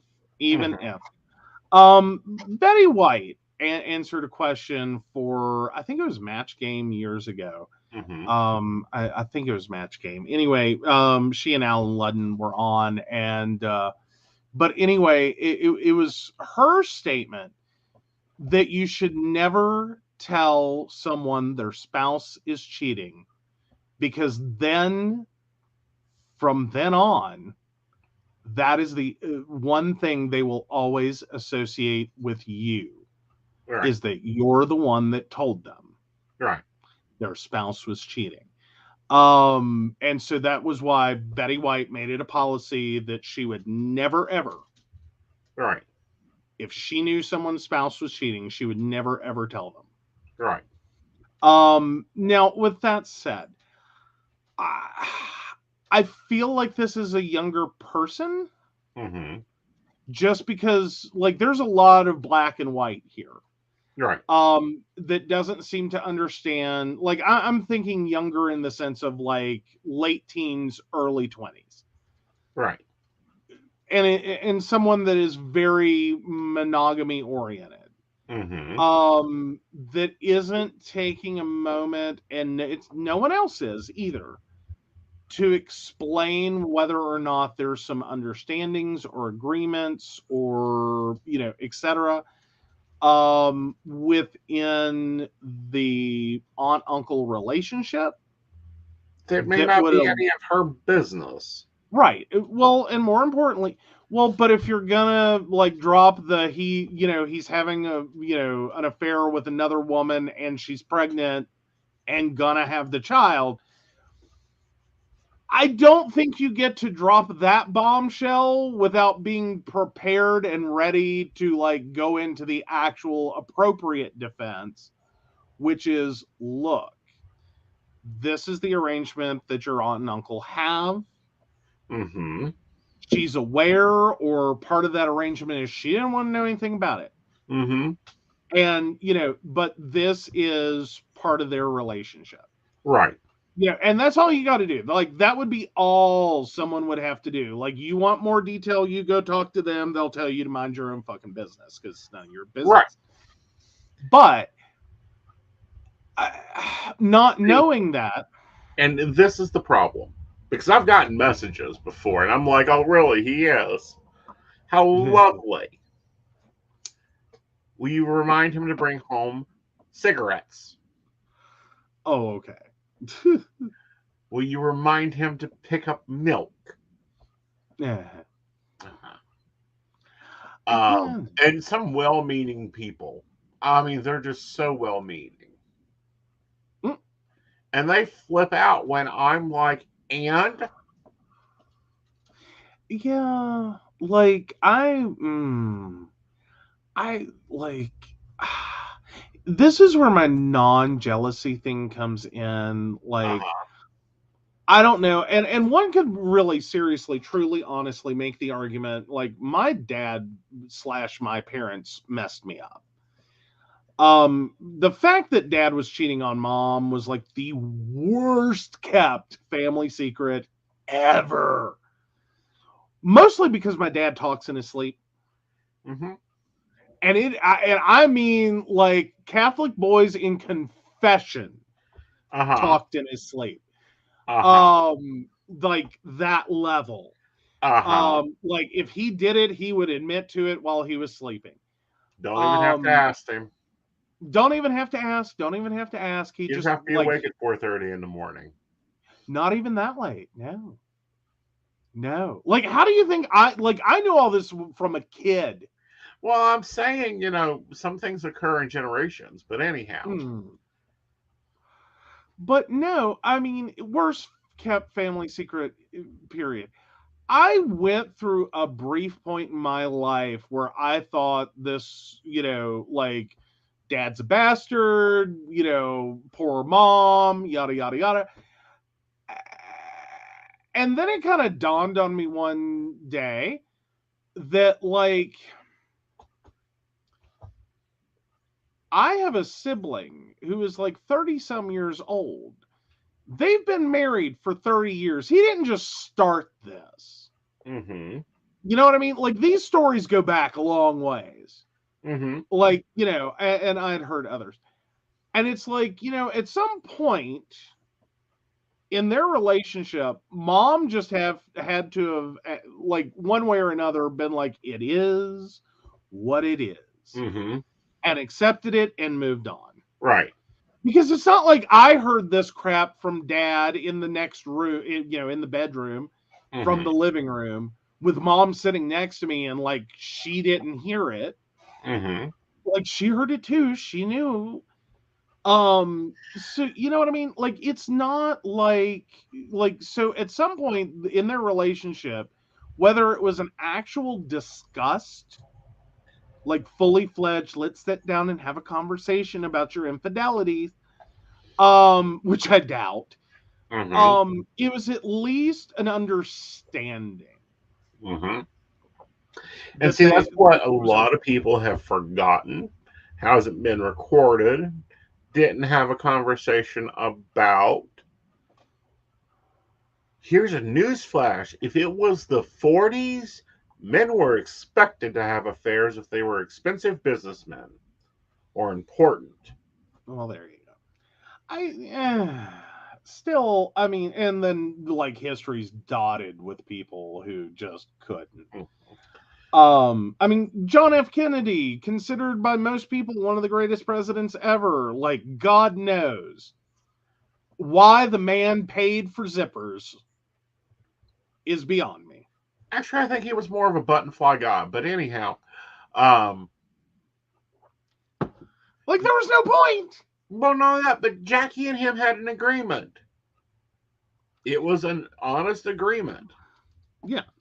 So read her autobiography, guys, or go and read the Marilyn Monroe books about. We had an author on about with Marilyn. Oh yeah, read her stuff. Yeah, well, but my whole point was, like, my parents may have screwed me up for the monogamy concept, at least. No, in that, I went through a hot minute, like, where I thought this, like, all these things, and that what I wanted, blah, blah, blah. And then, I don't know, I honestly think before I was even in my first relationship, I really didn't have an expectation. Right. That, like, I wouldn't be cheated on. Right. And, like, I made peace with it and moved on real quick. Right. So that when it happened, right. Like, I was less upset about being, because this was high school. Right. I was less upset with the fact that I was cheated on Right. than who they chose to cheat on me with. Uh-huh. That was my bigger problem. Mm-hmm. It's like, really, my best friend. Mm-hmm. And I'm like a big kid. Uh-huh. I'm talking physically. I didn't have a whole laundry list of friends. I was not popular, okay? Mm-hmm. Like, this is my best friend. Mm-hmm. Like, this is the one people. Like, I met a people in junior high. We were best friends. That was my bigger issue. Like, I really didn't care that you did it. Like, I didn't care about the sex. Didn't care you were in the back seat of his car in the high school parking lot. Mm-hmm. Didn't really even care about any of that. It was just like, really? Right. My best friend. Like, that was the bigger. Right. It's like anyone else, I would have been like, have fun. That's why we have the blacklist. True. Like, yeah. And it gets reviewed annually, for those that wonder. But no, if you believe someone is cheating on somebody, do yourself a favor. Go eat a sandwich and keep your mouth shut. Basically. None of your business. Has anyone's life ever gotten better because they found out their spouse was cheating? Yes. Who? Me. No, not that. I mean, I got rid of the devil himself. So, that was amazing. Oh, there you go. Well, that's true. You did have that experience. But I mean, though, as like, if it's a truly monogamous relationship or supposed to be, and you don't already know, I don't think anyone's life has ever been truly made better. Right. By finding out that they're cheating. Now, what comes of that, maybe. Mm-hmm. Like if they divorce or break up and blah blah blah and yada yada yada. That I get. But yet no. There's I think a fair number of people that it's like either A, this was a thing I didn't want to talk about. Right. You know what I mean? Like it was all fine, well and good as long as no one's throwing it in my face. Right. Or, you're absolutely devastated and it's information you would have been perfectly fine not knowing. Right.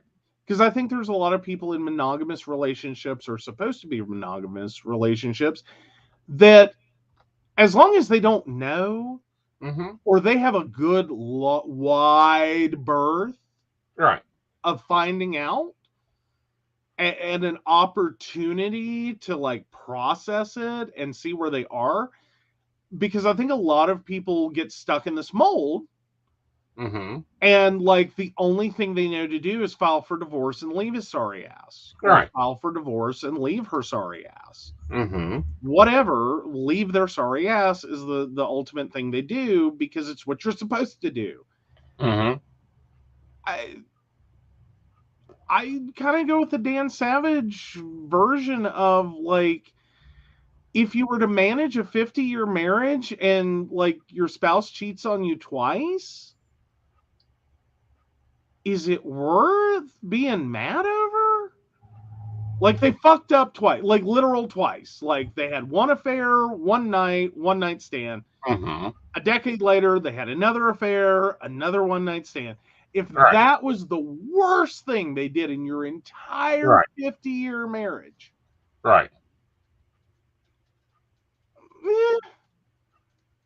Nobody's perfect. Like I think I would hope, or I assume maybe, if with enough perspective, enough time, to get eased into it. I would think most people would find that fairly logical. Like, if that's the worst, Mm-hmm. you know, they never hit you. They were always super supportive of you. Like, you never went hungry. You had everything you needed. Like, your kids were well taken care of. You, like, your life is perfect, and you find Right. out that 2 times in your marriage your spouse cheated. Right.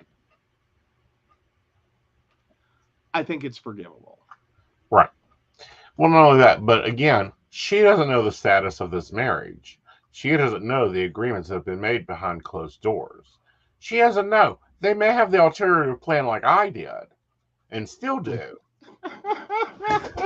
And you can share that plan. No. He has this lovely dream that I'm going to go out into the world and bring home a child for him. And it's like, no,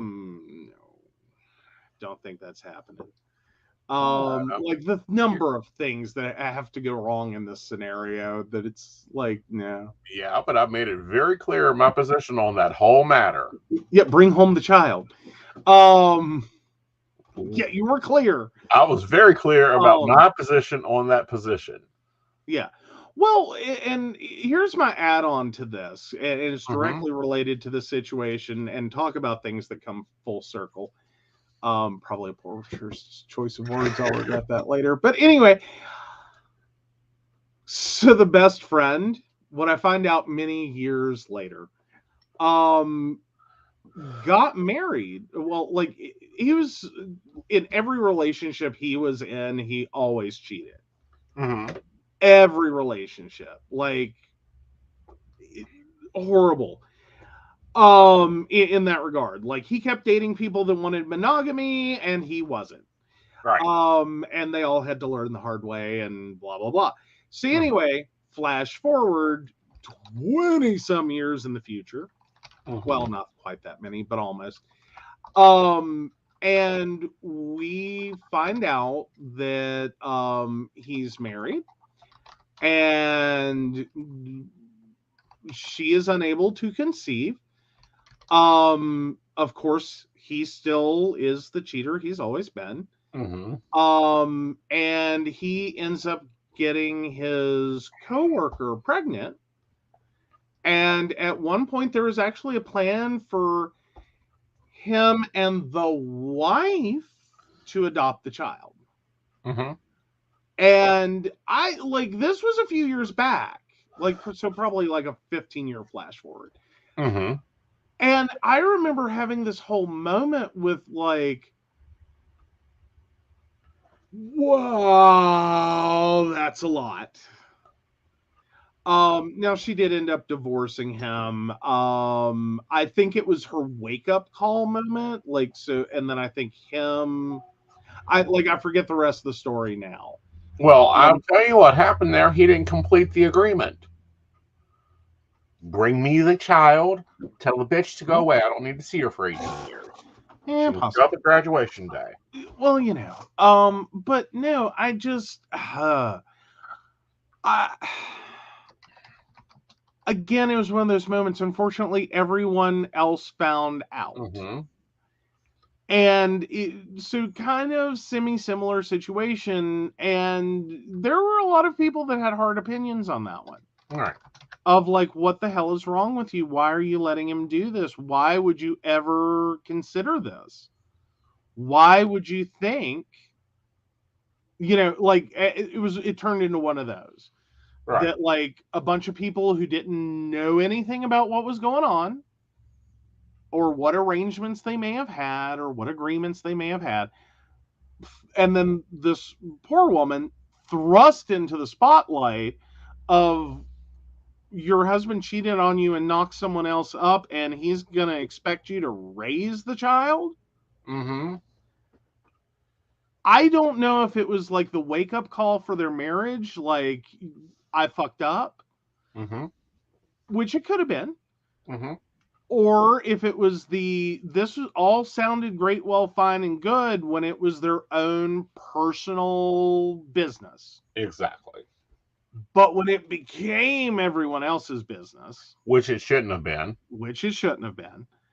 then it really gnawed away like the whole thing. But there had to have been something else going on there. Mm-hmm. There had to have been something more deeper. That's all I have to say on the matter. Okay.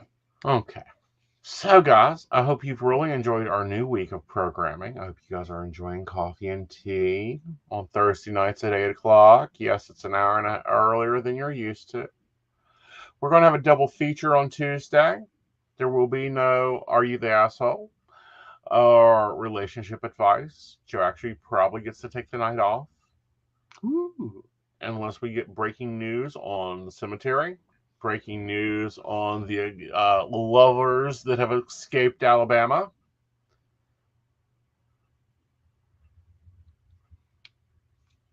Would be the dad getting custody and raising the baby. Yep. Okay. Yeah. Then I'll bring Joe in to cover those stories with us. One of the makeup guests, I've been looking forward to having Betsy on for a good while. Yay! Fabulous. Her book is amazing for business leaders, both women and LGBT. So be sure to tune into that if you're not a normal listener to the Psychic Coffee Shop. We'll be talking about her new book about building and maintaining a business with purpose. So I'm looking forward to that. I'm hoping everything works out there. And as always, we want to thank you guys for watching because you guys are important. And our baristas that bring us the news stories, we always love a good barista story because it's got extra espresso in it. Oh, yes. Yes, yes. And speaking of baristas, we do want to thank Beverly Walker, Mika G, Kathy, Mary Winfield, Brenda Bryant, Ashley Guest, Shannon C, Shannon D, the ever-wonderful Lady Gwendolyn, Charles Shaw, and Dottie the Psychic. If you'd like to support the show or learn more about us, please feel free to visit our website, pcspnetwork.com. Yes, and click the barista link because that'll take you to all the information, including how if you want to corporately sponsor us. Yes. And I want to clarify with the baristas, we've opened up corporate sponsoring. That is not for you. No. Do not go upgrading. We love you much. And you can upgrade up till I think it's the $10 package.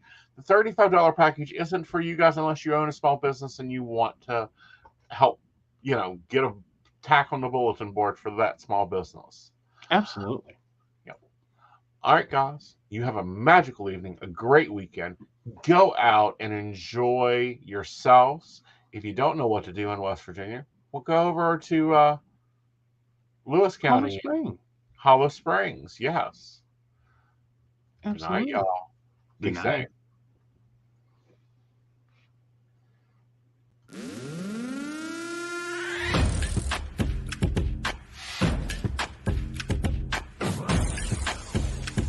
Let's work.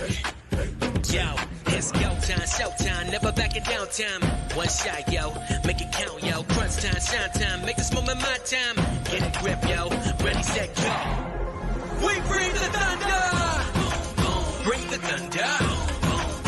Let's work. Bring the thunder.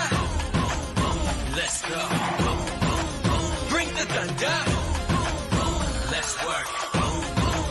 Bring the thunder. Let's go.